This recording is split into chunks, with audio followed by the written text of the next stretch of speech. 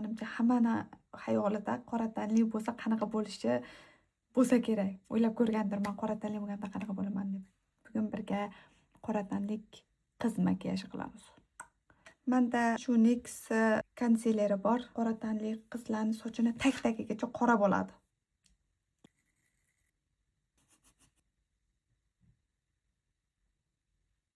Ataylab oldi ochiq kiydim, yopishib qolmasin deb. Albatta negerlarning ko'zigacha qora bo'ladi. Qora qiz? Qora qiz. Bo'ynigacha qora bo'lishi aniq. Qirmizigul turib qolmasa bo'ldi, bir qo'rqib ketadi.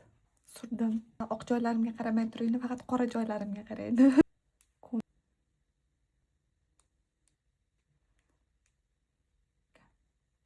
Chota ola-bula bo'lishi boshlayapman. Tezroq makiyaj qilish kerak. Oq tarafini pudra sifatida ishlatamiz. Desdemona deydiganga o'xshab qolyapti. Mana qoraroq tomonidan kontur qilamiz. Negerlarni ham kontur qilishga haqqi bor. Oynagim bu tarafda bo'lgani uchun o'sha yoqqa qarab ketib qolyapman.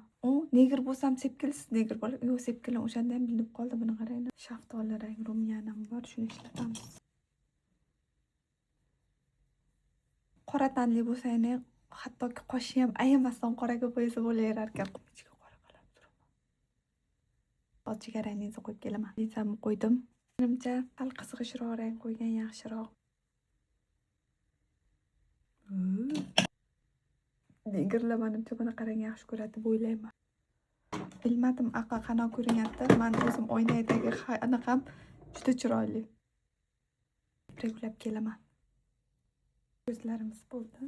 Qotib qoldi betim. Tishlarim oppoq ko'rinyapti. O'zimga nisbatan lablarim ham.